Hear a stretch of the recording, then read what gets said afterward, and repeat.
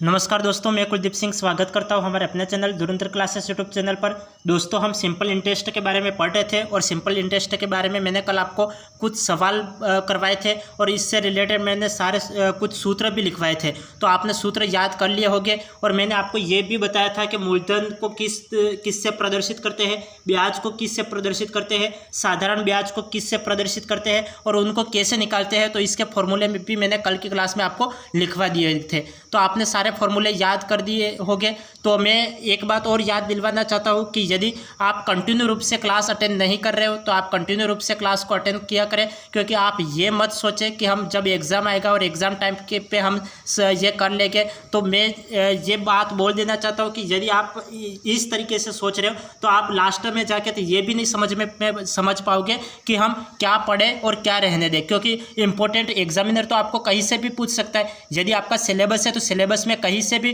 किसी भी कोने से आपको सवाल पूछ सकता है, तो आपको आना चाहिए। तो आप कंटिन्यू रूप से एक क्लास रोज़ की अटेंड करें और आप कंटिन्यूटी बना के रखें। आप दिन के 4 घंटे पढ़ते हो या फिर दिन के 6 घंटे पढ़ते हो तो रेगुलर पढ़ा करें। ये नहीं होना चाहिए कि 4 घंटे आज पढ़ा तो 2 दिन के बाद वापस 4 घंटे पढ़ रहे हो या फिर 4 दिन तक तो देखा ही नहीं। ये नहीं होना चाहिए। आप कंटिन्यू रूप से क्लास को देखा करें और कंटिन्यू रूप से आप 2 घंटे पढ़ रहे हो तो भी कंटिन्यू पढ़ा करें, या फिर आप 4 घंटे पढ़ रहे हो दिन का तो भी कंटिन्यू पढ़ा करें। क्योंकि आप कंटिन्यूटी नहीं बना के रखोगे तब आप जब तक आप कंटिन्यूटी नहीं बना के रखोगे तब तक आप सफल नहीं हो पाओगे। तो आप कंटिन्यूटी बना के रखें। दिन का 4 घंटा पढ़ना है, इसलिए पढ़ना ही है। तो रीड के पीछे दिन का 4 घंटा जरूर दीजिए, तभी आप सफल हो पाओगे। यदि आप आज 1 घंटा पढ़ा फिर 2 दिन के बाद देखते ही नहीं हो तो ऐसे सफलता नहीं मिलती है। तो हम देखेंगे कि हमने कल जो पढ़ा था उसके बारे में थोड़ी बहुत और चर्चा कर लेते हैं। इसके बाद हम आज की क्लास के सवाल करेंगे। तो देखिए, कल हमने क्या पढ़ा था।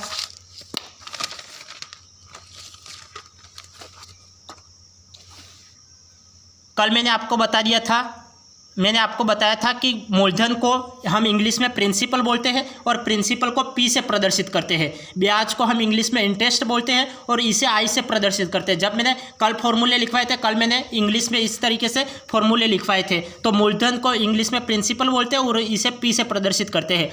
ब्याज को इंग्लिश में इंटरेस्ट बोलते हैं और इसे आई से प्रदर्शित करते हैं। साधारण ब्याज को हम इंग्लिश में क्या बोलते हैं? साधारण ब्याज को हम इंग्लिश में सिंपल इंटरेस्ट बोलते हैं और इसे एस आई से प्रदर्शित करते हैं। मिश्र को हम इंग्लिश में अमाउंट बोलते हैं और इसे ए से प्रदर्शित करते हैं। ब्याज की दर को हम रेट ऑफ इंटरेस्ट बोलते हैं और इसे आर से प्रदर्शित करते हैं। और टाइम, समय को हम टी से प्रदर्शित करते हैं और इसे समय को हम इंग्लिश में टाइम बोलते हैं और इसे टी से प्रदर्शित करते हैं। तो ये तो आपको समझ में आ गया होगा और ये तो आपको पता ही होगा कि इसको किससे प्रदर्शित करते हैं। अब जो महत्वपूर्ण बात आती है वो सूत्रों की आती है। अब आप सूत्र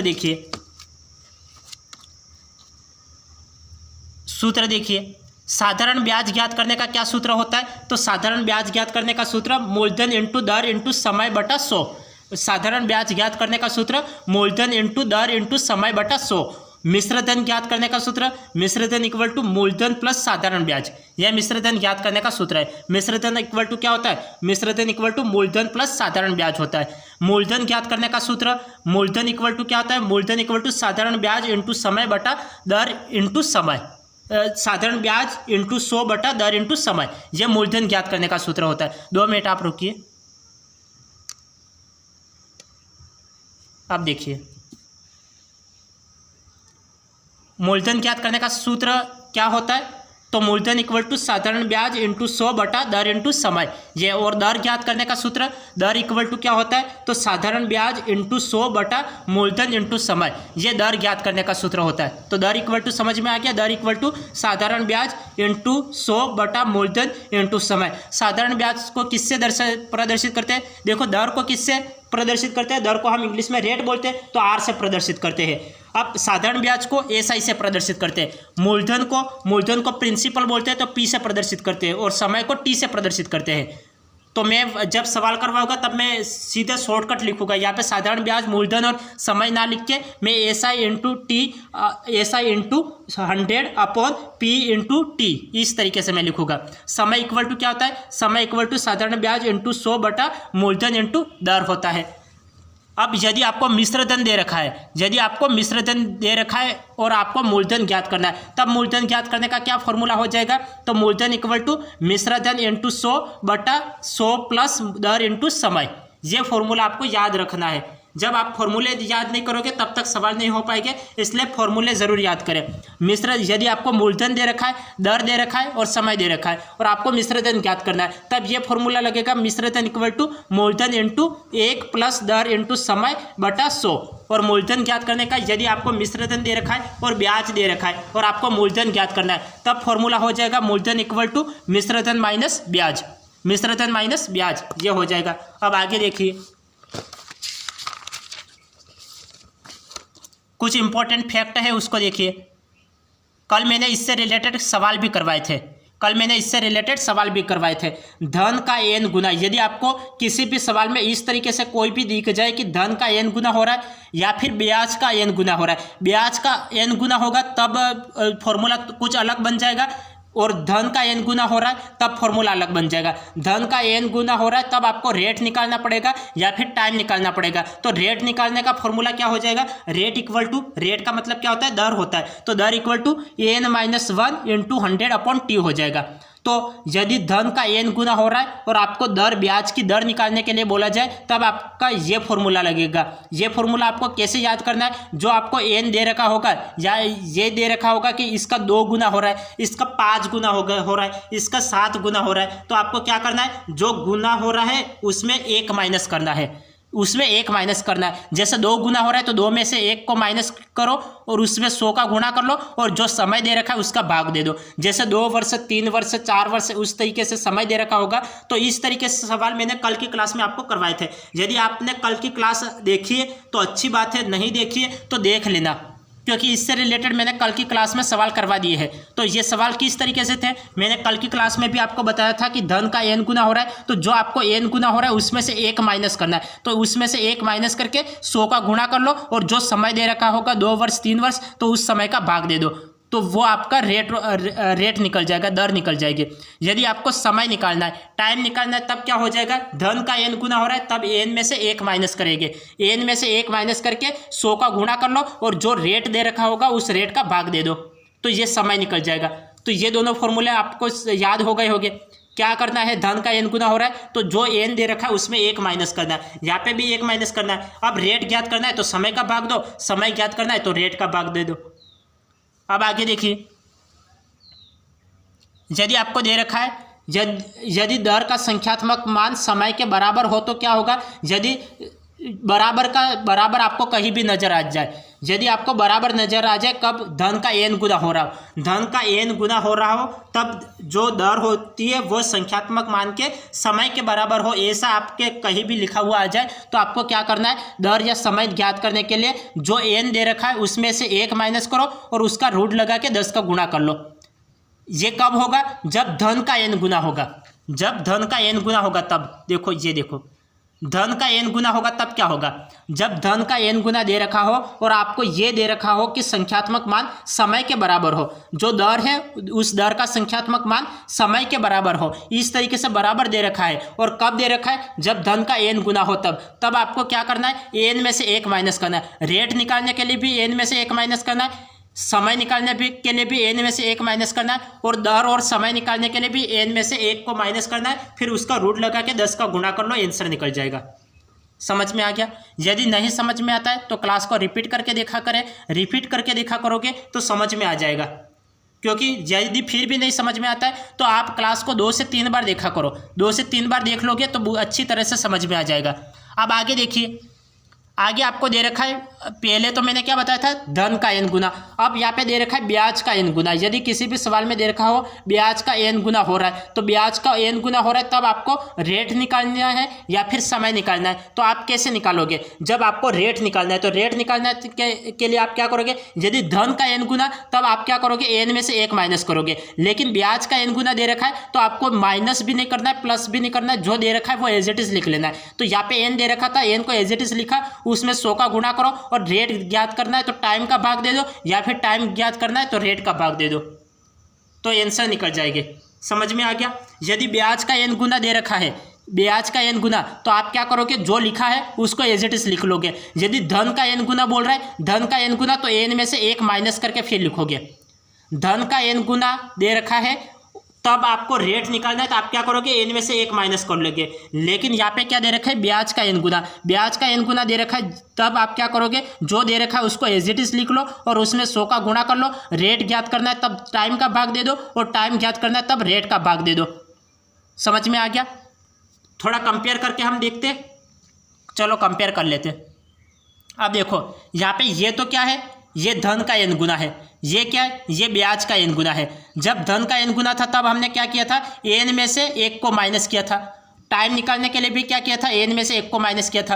अब ब्याज के लिए क्या कर रहे हैं, ब्याज का n गुना दे रखा है, तब हम n का n एज इट इज लिख रहे हैं। यहाँ पे टाइम निकालने के लिए भी n का n एज इट इज लिख रहे हैं। तो ये डिफरेंट है, बाकी कोई डिफरेंट नहीं है। बाकी 100 का 100 ही लिखना है, तो यहाँ पे भी 100 ही लिखा, यहाँ पे t लिखा है तो यहाँ पे भी t लिखा है। यहाँ पे टाइम निकालने के लिए यहाँ पे r लिखा है तो यहाँ पे नीचे r लिखा है, यहाँ पे 100 लिखा है तो यहाँ पे भी 100 लिखा है। लेकिन धन का n गुना दे रखा है तो n में से 1 माइनस करो, और यदि ब्याज का n गुना दे रखा है तो आपको n का n एज इट इज लिख लेना है।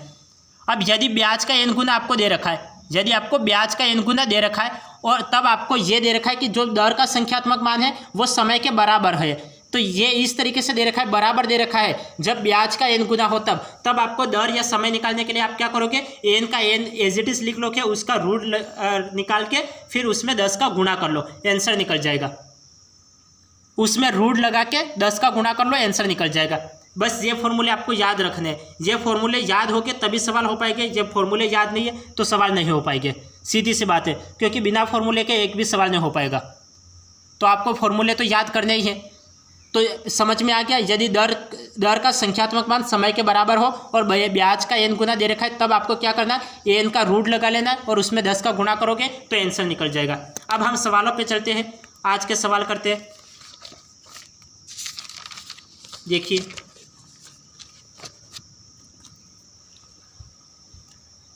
सवाल क्या बोल रहा है, सवाल को समझिए। हमें सवाल दे रखा है, कितने समय में 16% साधारण ब्याज की दर से ब्याज धन का 3 गुना हो जाएगा। ब्याज है वो धन का 3 गुना हो जाएगा। अब ब्याज 3 गुना हो रहा है। ब्याज किसका 3 गुना हो रहा है, धन का 3 गुना हो रहा है। जब मैं अभी मैंने आपको बताया था, यदि ब्याज का n गुना दे रखा है तब आपको क्या करना है, और धन का n गुना दे रखा हो तब आपको कैसे करना है। यदि धन का n गुना दे रखा है तो ऐसे सवाल मैंने कल की क्लास में बता रखे हैं, तो आप कल की क्लास देख लें। यदि आपने कल की क्लास नहीं देखी हो, तो आप बहुत मिस कर जाओगे सवालों को, सवाल समझ में ही नहीं आएंगे कि आपको सवाल को करना कैसे है, क्योंकि धन का n गुना वाले सवाल मैंने कल की क्लास में करवा दिए थे। अब यहाँ पे दे रखा है कि ब्याज का n गुना, ब्याज का n गुना कितना है, 3 गुना है। तो ब्याज का 3 गुना, तो 3 का 3 एज इट इज लिख लेना है। मैंने आपको बताया था कि जो दे रखा है उसको एज इट इज, ब्याज का n गुना दे रखा है तो आपको जो दे रखा है उसको एज इट इज लिखोगे। तो यहाँ पे 3 गुना दे रखा है तो 3 को एज इट इज लिखो, उसमें 100 का गुणा कर लो, और फिर यहाँ पे क्या दे रखा है, 16% आपको दर दे रखी है। तो 16% दर दे रखी है तो 16 का भाग दे दो। अब इसका भाग दे दो। अब ये सोल्व करो तो इसका आंसर निकल जाएगा। मैं इसको सोल्व करता हूँ। ये कितना हो जाएगा, 300/16 हो जाएगा। 16 का भाग दे दो तो ये कितना हो जाएगा, 16 एकम 16, तो ये कितना 14 बचेगा, 140 हो गया। 140 हो गया तो 16 अटे कितना होता है, 16 अटे 128 होता है। 16 अटे कितना होता है, 128 होता है। तो कितना बचा, 12 बचा। 4 के पार से मैं 4 तिया 12 और 4 चौक 16, तो 18 से 3/4 वर्ष ये लिख सकता हूँ। और आपको क्या ज्ञात करना था, टाइम ज्ञात करना था। तो ये आपका राइट आंसर है। एक स्टेप में सवाल हो गया।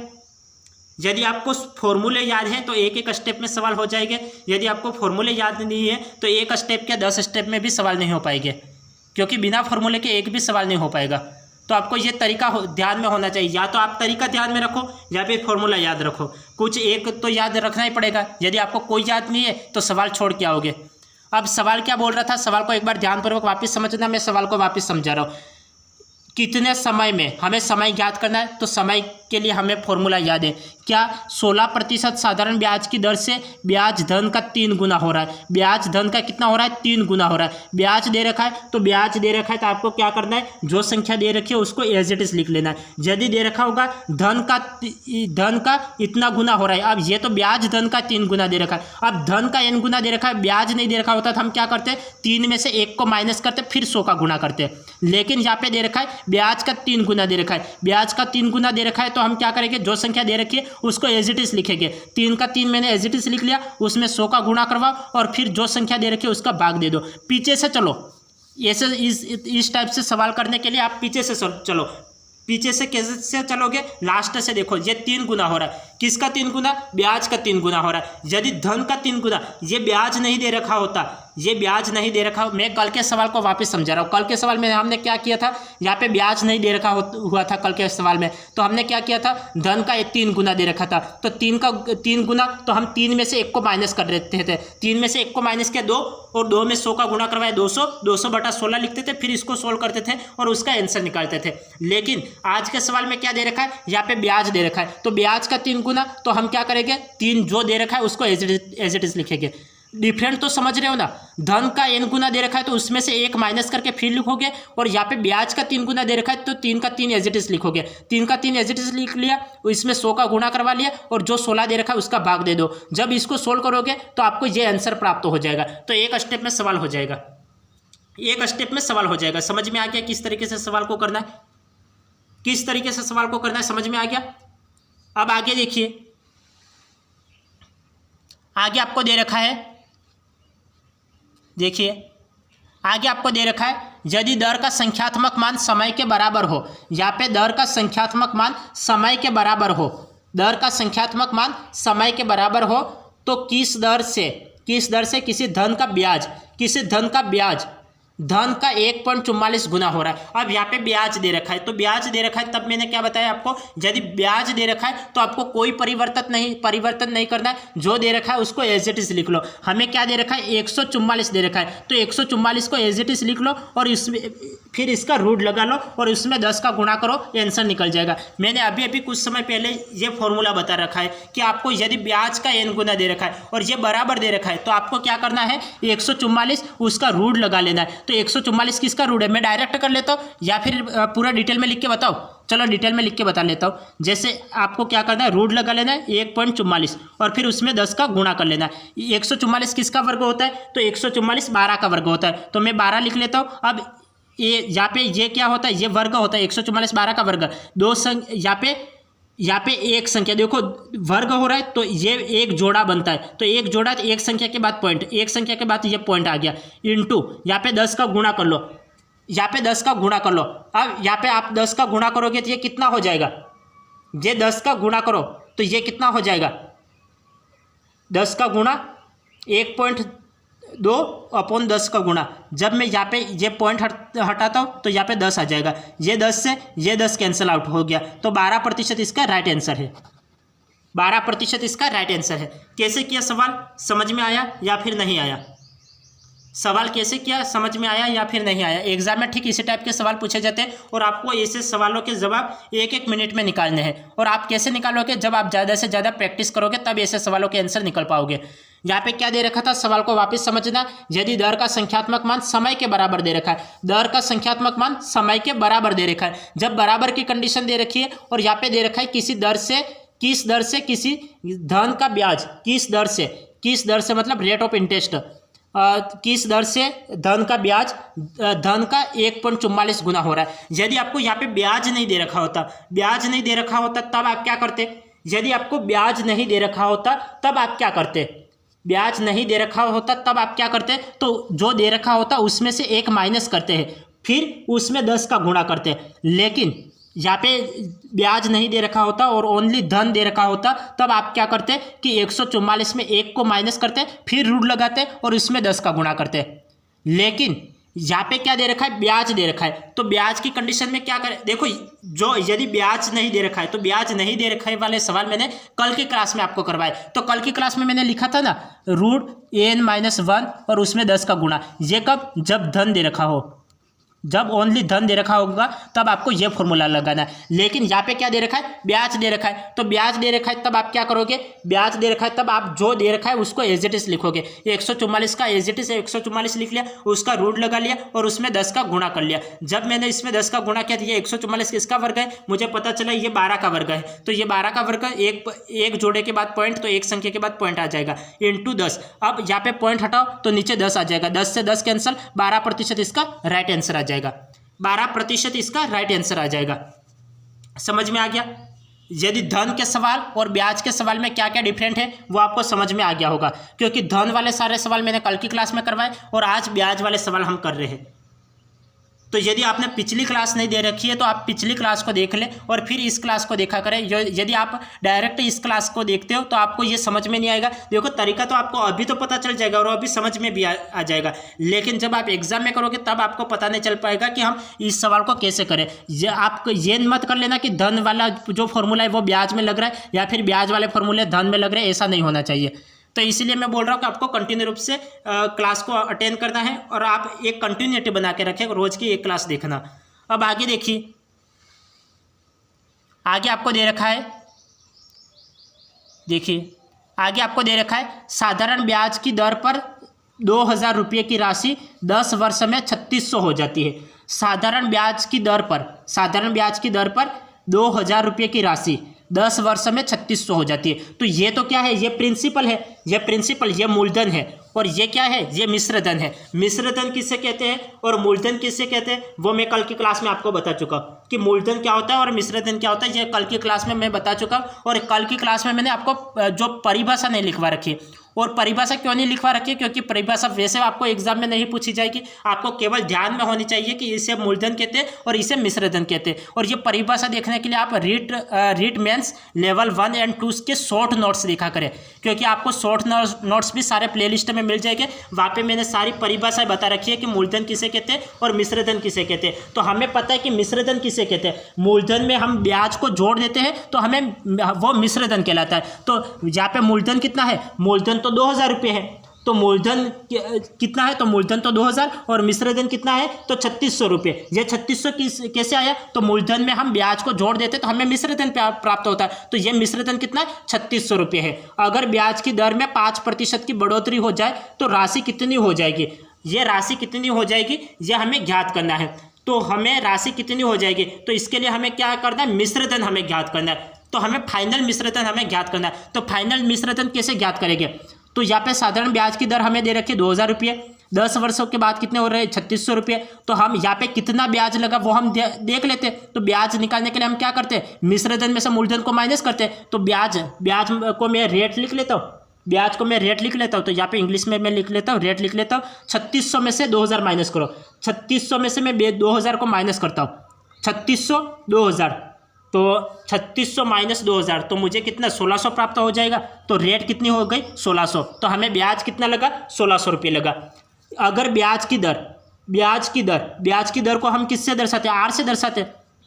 तो आर इक्वल टू क्या होता है, आर इक्वल टू होता है सिंपल इंटरेस्ट इंटू 100 अपॉन मूलधन इंटू टाइम, ये होता है मूलधन इंटू टाइम, ये होता है, ये 100 है। देखो रेट का फॉर्मूला क्या होता है, सिंपल इंटरेस्ट इंटू 100 अपॉन मूलधन इंटू समय होता है। अब यहाँ पे सिंपल इंटरेस्ट ये कितना है, हमें ब्याज टोटल कितना हुआ, हमें साधारण ब्याज कितना मिला, 2 मिनट, ये रेट थोड़ी आएगा, ये साधारण ब्याज आएगा, क्योंकि फाइनल ब्याज हमें ये मिला है ना। तो साधारण ब्याज तो एस आई कितना मिला 1600 रुपया, तो एस आई हमें 1600 रुपया मिला, ब्याज 1600, हाँ साधारण ब्याज ये 1600 रुपया। तो ये 1600 का 1600 एज इट इज आ जाएगा, इसमें 100 का गुणा करवा लो अपॉन मूलधन कितना है, यहाँ पे मूलधन कितना है 2000 रुपया और समय कितना दे रखा है, समय 10 वर्ष दे रखा है। तो मैं इसको 2000 और समय 10 वर्ष 10 का गुणा करूँगा 1 0 आ जाएगा, 4 0 से 4 0 कैंसिल आउट हो जाएंगे। तो ये हमारे पास 2 8 16, तो यहाँ पे टोटल रेट कितनी आ गई, रेट 8% आ गई। अब यहाँ पे कितने दे रखे, 5% की बढ़ोतरी हो जाए, ब्याज की दर में कितनी बढ़ोतरी हो जाए, 5% की बढ़ोतरी हो जाए। तो हमारे पास तो रेट कितनी निकली 8% निकली, और यहाँ पे बढ़ोतरी कितनी बोल रहा है 5% की बढ़ोतरी बोल रहा है। तो यहाँ पे नई दर की कितनी आ जाएगी, दर कितनी आ जाएगी, 8 और 5 जोड़ो, 8% और 5% जोड़ो, तो 8 और 5 जोड़ोगे तो आपको कितना प्राप्त हो जाएगा, 13% प्राप्त हो जाएगा। कितना प्राप्त हो जाएगा, तो 13% प्राप्त हो जाएगा। अब क्या करोगे, आपको मिश्र धन ज्ञात करना है, तो अब इसका नई दर के हिसाब से सिंपल इंटरेस्ट ज्ञात करना पड़ेगा। तो नई दर के हिसाब से हम सिंपल इंटरेस्ट ज्ञात करते हैं। तो सिंपल इंटरेस्ट क्या होता है, सिंपल इंटरेस्ट इक्वल टू मूलधन इंटू समय इंटू दर। तो मूलधन कितना दे रखा है, मूलधन 2000 रुपया दे रखा है, 2000 रुपया दे रखा है। समय कितना दे रखा है, समय यहाँ पे 10 वर्ष दे रखा है, और दर कितनी दे निकाली हमने, 13 निकाली, तो इंटू 13 और अपॉन यहाँ पे 100 आ जाएगा। तो 100 का 100, 2 जीरो से 2 जीरो कैंसिल आउट हो गए। अब इसका गुणा करवाओ तो हमें सिंपल इंटरेस्ट मिलेगा। गुणा करवा दिया कितना हो जाएगा, 13 दूनी 26 और यहाँ पे 2 जीरो थी, यहाँ पे टोटल 2600 रुपया मिल गया, ये सिंपल इंटरेस्ट मिल गया। अब मिश्र धन हमें ज्ञात करना है, तो मिश्र धन का क्या फॉर्मूला होता है, मिश्र धन को मैं ए से दर्शाता हूँ। तो ए इक्वल टू मिश्र धन इक्वल टू क्या होता है, मूलधन प्लस साधारण ब्याज। तो मूलधन कितना है, मूलधन तो 2000 दे रखा है, और साधारण ब्याज 2600, 2000 और यहाँ पे 2600, ये जोड़ूंगा तो मुझे कितना प्राप्त हो जाएगा, 4600। तो 4600 हमारा राइट आंसर है, 4600 हमारा राइट आंसर है। समझ में आया या फिर नहीं आया। देखो यदि आपको फॉर्मूले याद है तो आसानी से समझ में आ जाएगा, यदि फॉर्मूले याद नहीं है तो समझ में नहीं आएगा। अब यहाँ पे देखिए, यहाँ पे हमें क्या दे रखा था, यहाँ पे हमें दे रखा था साधारण ब्याज की दर पर 2000 रुपये की राशि 10 वर्ष में 3600 हो जाती है। 10 वर्ष में कितनी हो जाती है, 3600 हो जाती है। अगर ब्याज की दर में 5% की बढ़ोतरी हो जाए तो राशि कितनी हो जाएगी, यह हमें ज्ञात करना था। मतलब हमें फाइनल जो परिवर्तन करना था वो सब परिवर्तन होकर हमें लास्ट में मिश्रधन ज्ञात करना था कि लास्ट हमारा मिश्रधन कितना होगा। अब हमें ये दे रखा है कि मिश्रधन दे रखा है और मूलधन दे रखा है, हमें ब्याज निकालना पड़ेगा। हम क्या करेंगे, जो साधारण ब्याज, तो मिश्रधन में से मूलधन को हम माइनस करेंगे। मिश्रधन कितना है, 3600, मूलधन कितना है, 2000। 3600 में से 2000 को माइनस किया तो 1600 प्राप्त हुआ। अब रेट हमें निकालना है, तो रेट निकालने के लिए हम क्या करेंगे, simple interest into 100 upon principal into time. तो यहाँ पे सिंपल इंटरेस्ट कितना है, 1600 लिख लिया और 100 का गुणा करवा लिया, अपॉन प्रिंसिपल कितना है, 2000 है, टाइम कितना है, 10 वर्ष। तो यहाँ पे वैल्यू रखोगे तो आपको रेट निकल जाएगी। जब नई रेट निकल गई कितनी, 8%। अब यहाँ पे क्या दे रखा है, उसमें 5% की बढ़ोतरी, तो 8 में 5 की बढ़ोतरी तो वो कितने हो गई, 8 और 5 13 हो गई। तो नई दर कितनी हो गई, 13 हो गई। अब नई दर के हिसाब से हमें सिंपल इंटरेस्ट निकालना है। तो नई दर के हिसाब से सिंपल इंटरेस्ट का क्या फॉर्मूला होता है, मूलधन इंटू समय इंटू दर अपॉन 100। तो मूलधन का मान रखना है, समय और दर अपॉन 100 लिख लेना है। जब आप इसको सोल्व करोगे तो सिंपल इंटरेस्ट आपको 2600 प्राप्त होगा, ये 2600 प्राप्त होगा। अब आपको क्या ज्ञात करना है, मिश्रधन ज्ञात करना। तो मिश्रधन इक्वल टू क्या होता है, मूलधन प्लस साधारण ब्याज। मूलधन कितना है, 2000, साधारण ब्याज कितना है, 2600। तो इन दोनों को जोड़ दो, तो 2000 और 2600 को जोड़ोगे तो 4600 प्राप्त होगा। तो 4600 आपका राइट आंसर है, 4600 आपका राइट आंसर है। अब आगे देखिए,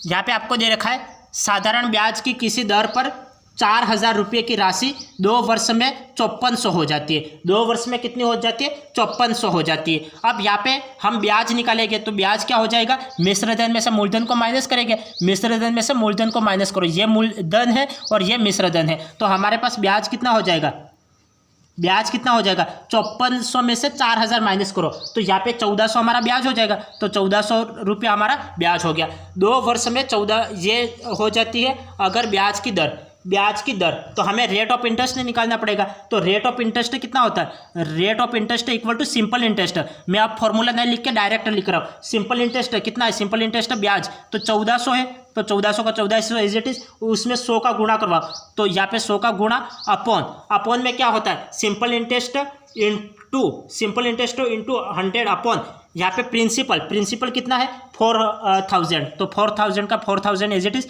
इंटू टाइम कितना है, 2 वर्ष का, तो 2 वर्ष यहाँ पे लिख लिया। अब इसको कैंसिल आउट करो, 3 0 से 1 2 3 0 कैंसिल आउट। 4 के पार्ट से मैं ये 2 के पार्ट से मैं कैंसिल आउट कर लेता हूँ। 2 के पार्ट से कैंसिल आउट करूँ या 4 के पार्ट से, चलो 4 के पार्ट से कैंसिल आउट कर लेता हूँ। तो ये कितना हो जाएगा, 4 2 के 8, 4 3 12, 4 3 12 और यहाँ पे 2 बचेगा और 4 5 20, तो यहाँ पे 35। अब 35 को 2 से कैंसिल आउट करो, 2 एकम 2, 15, 7 2 की 14, 15 एक बचा 0.5, तो 17.5% आया। आपका रेट कितनी आ गई, दर कितनी आ गई, 17.5% आ गई। अब इसमें कितने की बढ़ोतरी की जा रही है, 4.5 की बढ़ोतरी। 17.5 में 4.5 जोड़ दो, जैसे सवाल बोल रहा है वैसे करते जाओ। तो 4.5 इसमें जोड़ दो, 17.5 में 4.5 में जोड़ देता हूँ, तो ये मुझे कितना प्राप्त होगा, 17.5 में 4.5 में जोड़ देता हूँ, तो ये मुझे कितना प्राप्त होगा, ये 10 का 0 हासिल 1, तो ये 18 और 18 और 4 कितना हो गए, 18 और 4 22, तो 22 आ गया, तो 22% आ गया। अब 22% आ गई, ये हमारी नई दर आ गई। अब यहाँ पे राशि कितनी हो जाएगी, यहाँ पे भी हमें मिश्र धन ज्ञात करना है। तो मिश्र धन ज्ञात करने का क्या फॉर्मूला होता है, तो मिश्र धन ज्ञात करने का फॉर्मूला आपको पता होगा कि A = क्या होता है, P/1 + the rate into time बटा 100, ये होता है। अब यहाँ पे मान रखो प्रिंसिपल कितना दे रखा है, प्रिंसिपल आपको 4000 दे रखा है, तो ये 4000 यहाँ पे वैल्यू रख लो। यहाँ पे मैं 4000 वैल्यू रखता हूँ, देखो यहाँ पे मैं 4000 वैल्यू रख लेता हूँ, और यहाँ पे 1 प्लस रेट कितना है, यहाँ पे आपको कितने मिली रेट, यहाँ पे 22 रेट मिली, तो 22 का 22 एज इट इज। टाइम कितना है, टाइम 2 वर्ष का दे रखा है, तो 2 का 2 एज इट इज अपॉन 100 का 100। अब इसको सोल्व करो, 22 2 की 44 और 44, और यहाँ पे 100 आ जाएगा, 100 में 44 जोड़ोगे तो कितना हो जाएगा, 144 हो जाएगा। तो मैं इसको डायरेक्ट इस तरीके से लिख लूँ, 4000 इंटू 144 और बटा 100। अब इसको सोल्व करो, 2 0 से 2 0 कैंसिल आउट हो गए, 144 में 4 का गुणा करो, तो 4 चौक 16, 1 0 पीछे आ जाएगा, 4 चौक 16 का 6 हासिल 1, 4 चौक 16 और 1 17 का 7 हासिल 1, 4 एकम 4, 4 और 1 4 एकम 4, 4 और 1 8, 2 मिनट, 4 चौक 16 का 6, 4 चौक 16, 16 का 6 हासिल 1, 4 चौक 16, 16 और 1 17 का 7 हासिल 1, 4 एकम 4, 4 और 1 5, तो 5760। ये आपका फाइनल आंसर आ गया, ये आपका फाइनल आंसर आ गया। तो सवाल जैसे बोल रहा है वैसे आपको करते जाना है, तो आंसर निकल जाएगा। जैसे सवाल बोल रहा है वैसे करते जाओगे तो आंसर निकल जाएगा। यदि आपने फॉर्मूला याद कर रखा है तो फॉर्मूले से यहाँ पे फॉर्मूले में वैल्यू पुट करनी है और आंसर निकालना है, बाकी कुछ नहीं करना है। तो सवाल क्या था, सवाल को एक बार वापस समझिए। हमें सवाल दे रखा था, यहाँ पे ये मूलधन दे रखा है, ये मिश्रधन दे रखा है। आपको ब्याज ज्ञात करने के लिए आप क्या करोगे, मूलधन में ये मिश्रधन में से मूलधन को माइनस करोगे, मिश्रधन में से मूलधन को माइनस किया तो मुझे ये सिंपल इंटरेस्ट मिल गया। अब हमें रेट पता है कि रेट का फॉर्मूले क्या होता है, तो रेट का फॉर्मूला होता है simple interest into 100 upon principal into time.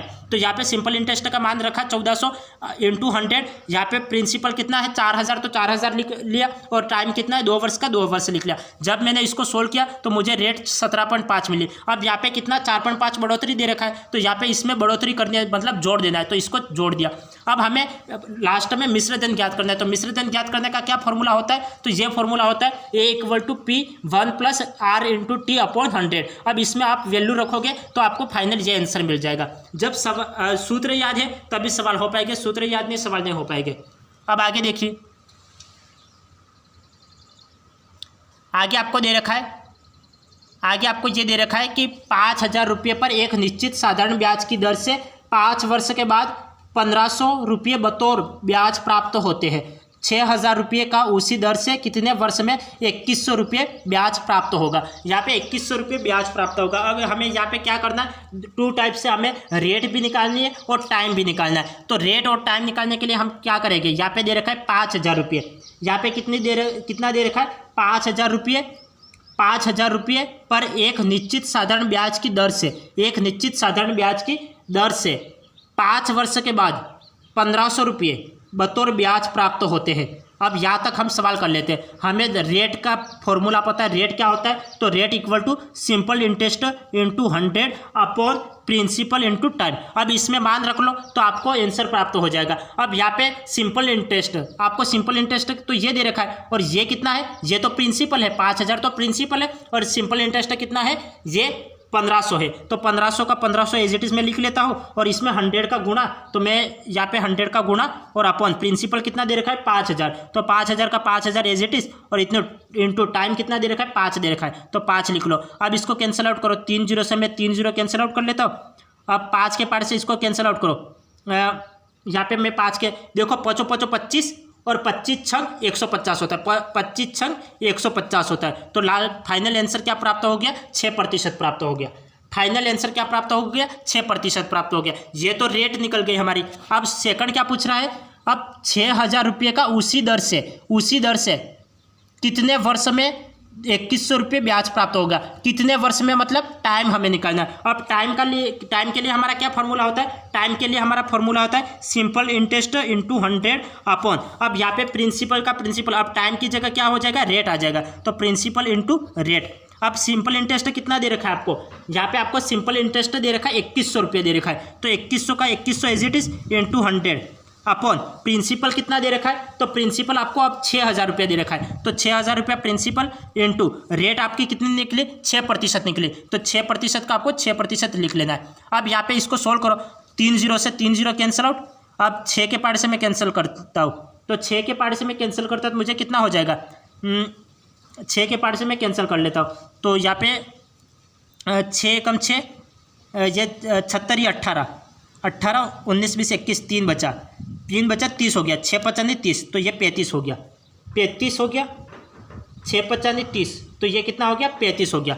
अब 6 के पार्ट से इसको कैंसिल आउट करो, 6 के पार्ट से मैं कैंसिल आउट करूँगा तो ये कितना प्राप्त हो जाएगा, 6 55 30, तो 5 बचेगा, तो यहाँ पे 5/6, 5 से 5/6, ये आपका आंसर आ जाएगा, ये आपका आंसर प्राप्त हो जाएगा।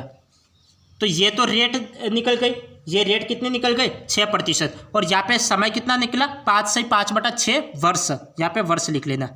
तो समझ में आ गया किस तरीके से सवाल को करना है। यदि फॉर्मूले याद है तो सवाल हो जाएंगे, फॉर्मूले याद है तो किसी प्रकार की कोई भी दिक्कत नहीं आने वाली आपको। यहाँ पे दे रखा था 5,000 रुपये पर एक निश्चित साधारण ब्याज की दर से 5 वर्ष के बाद 1,500 रुपये हो जाता है, तो 1,500 क्या आपका सिंपल इंटरेस्ट है। तो आपको क्या ज्ञात करना है, पहले तो आपको रेट ज्ञात करना है, तो रेट ज्ञात करने के लिए आपको ये फॉर्मूला याद होना चाहिए। ये फॉर्मूला याद है तो आप इसमें वैल्यू रखो, सिंपल इंटरेस्ट की वैल्यू रखो, प्रिंसिपल की वैल्यू रखो, टाइम की वैल्यू रखो, यहाँ पे सब वैल्यू रखोगे, इसको सोल्व आउट करोगे तो आंसर मिल जाएगा। अब आगे क्या दे रखा है, कितने वर्ष आपको टाइम निकालना है, तो टाइम निकालने के लिए टाइम का फॉर्मूला आपको याद होना चाहिए, simple interest into 100 upon principal into rate. तो यहाँ पे सिंपल इंटरेस्ट का मान रखो, प्रिंसिपल का मान रखो और रेट का मान रखो। जब आप इसमें वैल्यू रखते हो तो आपको फाइनल इसको काट छाट करोगे तो आपको फाइनल आंसर मिल जाएगा। अब आगे देखिए,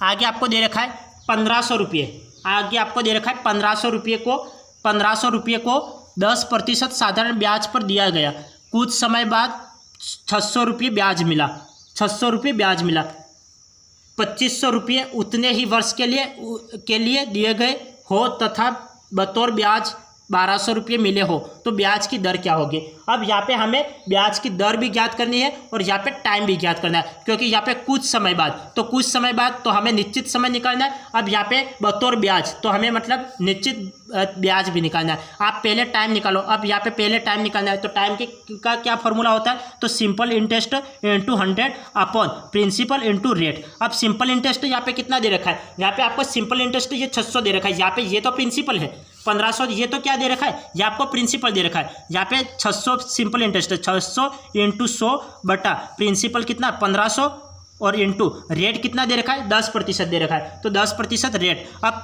3 0 से 3 0 कैंसिल आउट, अब 15 के पार से मैं कैंसिल, 15 चौक 60 होता है, तो यहाँ पे 4 वर्ष का यहाँ पे टाइम लगा, 4 वर्ष का आपको यहाँ पे टाइम लगा। अब यहाँ पे रेट निकालना है, तो रेट का क्या फॉर्मूला होता है, simple interest into 100 upon principal into यहाँ पे टाइम लिखो।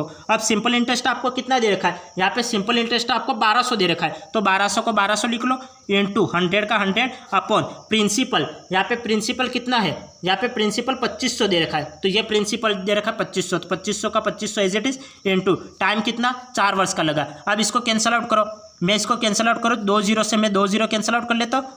अब इसको 4 के पार से कैंसिल आउट करो, 4 × 12 और 2 0 का 2 0 एज इट इज, 25 से कैंसिल आउट कर लेता हूँ, तो 25 से ये कितनी बार कैंसिल आउट हो जाएगा, 25 से कम 25 और यहाँ पे 5 बचा, 25 दूनी 50, तो 12, यहाँ पे रेट कितना है 12% का रेट, और ये आपको आंसर प्राप्त हो गया।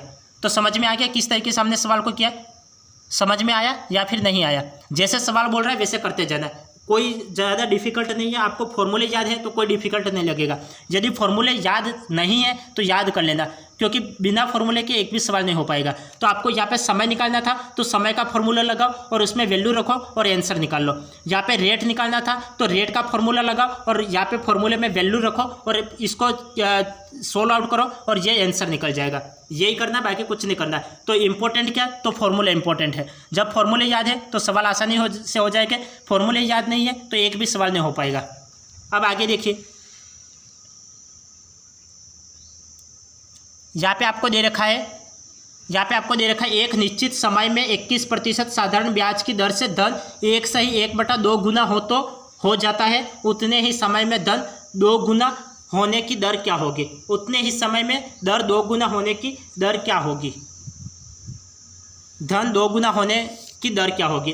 तो यहाँ पे क्या हो रहा है, धन 2 गुना हो रहा है। मैंने क्या बताया था, देखो ब्याज भी 2 गुना होता है और धन भी 2 गुना होता है। जब ब्याज 2 गुना होता है तब आपको क्या करना है, और धन 2 गुना होता है तब आपको क्या करना है। तो ये तरीका मैं कल की क्लास में भी बता चुका हूँ और आज की क्लास की शुरुआत में मैं आपको बता चुका हूँ कि आपको धन दे रखा है तब आपको कैसे सवाल करना है और ब्याज दे रखा है तब कैसे सवाल करना है। तो आप क्लास को शुरू से देखा करें। आप बीच में आके क्लास को देखते हो तो बिल्कुल भी समझ में नहीं आएगा, क्योंकि इसलिए मैं बोल रहा हूँ कि आप एक सीक्वेंस से देखा करें और कंटिन्यू देखा करें वीडियो को। आप ये मत करें कि बीच में स्किप कर लिया और वीडियो को आगे बढ़ा के देख रहे हो, क्योंकि आगे बढ़ा के देखोगे तो सवाल समझ में नहीं आएगा। क्योंकि ये मैं बता चुका कि यदि धन n गुना हो रहा है तब आपको क्या करना है और ब्याज n गुना हो रहा है तब आपको क्या करना है। देखो पहली बात तो इस तरीके से कोई भी एग्जाम में सवाल पूछा जाता है तब आपको सवाल को पीछे से शुरू करना है, पीछे से सवाल को करना शुरू करना है। तो पीछे से कैसे करोगे, यहाँ पे 2 गुना दे रखा है। किसका 2 गुना? धन का 2 गुना दे रखा है।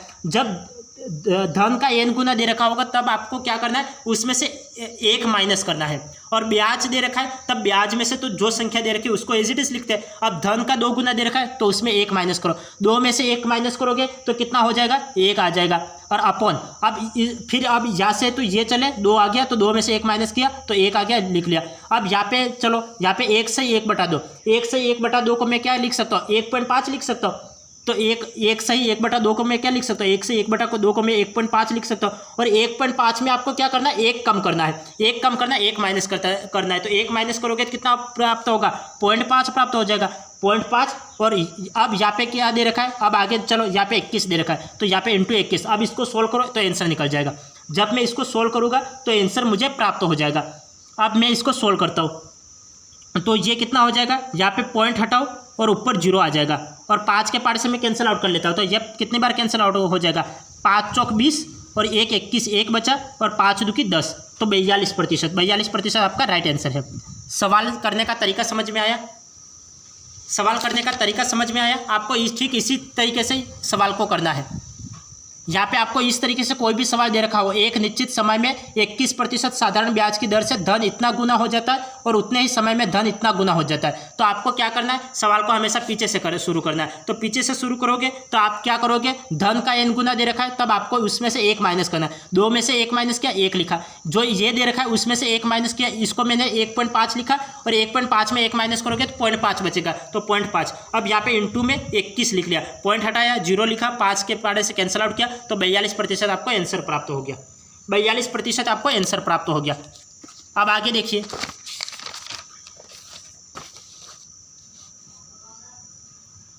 आगे आपको दे रखा है कि एक निश्चित साधारण ब्याज की दर से कोई धन 8 वर्ष में 2 गुना हो जाता है। उसी दर से धन 2.5 गुना होने में कितना समय लगेगा। उसी समय में धन 2.5 गुना होने में कितना समय लगेगा। अब धन का n गुना हो रहा है। अब हम क्या करेंगे, ऐसे सवालों में सवाल को आपको पीछे से शुरू करना है। चलो पीछे से करो। यहाँ पे 2.5 में 1 माइनस करो। 2.5 में 1 माइनस करोगे तो कितना हो जाएगा, 2.5 में 1 माइनस करोगे तो 1.5 प्राप्त हो जाएगा अपॉन। अब यहाँ से चलो, अब यहाँ पे क्या दे रखा, 2 गुना दे रखा है यहाँ पे। अब 2 गुना दे रखा है, 2 में 1 माइनस करो। 2 में 1 माइनस करोगे तो कितना बचेगा, 1 बचेगा। अब यहाँ पे कितना दे रखा है, 8 वर्ष दे रखा है तो 8 का 8 एज इट इज लिख लो। अब इसको सोल्व करो तो आंसर प्राप्त हो जाएगा। मैं इसको सोल्व करता हूँ तो ये कितना हो जाएगा, यहाँ पे ये 15, यहाँ पे कितना प्राप्त हो जाएगा, 15 रटे कितना होता है, 15 रटे 120 होता है। एक संख्या के बाद पॉइंट, तो एक संख्या के बाद पॉइंट ले लिया। अब मैं इसको 12% लिख सकता हूँ तो 12% इसका राइट आंसर है। 12% इसका राइट आंसर है। सवाल समझ में आ गया किस तरीके से किया। आपको इस टाइप के सवाल में क्या करना है, सवाल को पीछे से शुरू करना है। पीछे से शुरू करोगे, धन दे रखा है तो आपको धन में 1 को माइनस करना है। 2.5 में से 1 माइनस किया तो 1.5 लिखा, 2 में से 1 को माइनस किया तो 1 लिखा, यहाँ पे 8 का तो 8 गुना करवा लो। जब मैं इसको सोल्व करूँगा तो 12% आपको आंसर प्राप्त हो जाएगा। तो 12% इसका राइट आंसर है। तो आज की क्लास को हम यही एंड करते हैं, फिर मिलते हैं अगली क्लास में। तब तक के लिए आपका दिन शुभ रहे। धन्यवाद।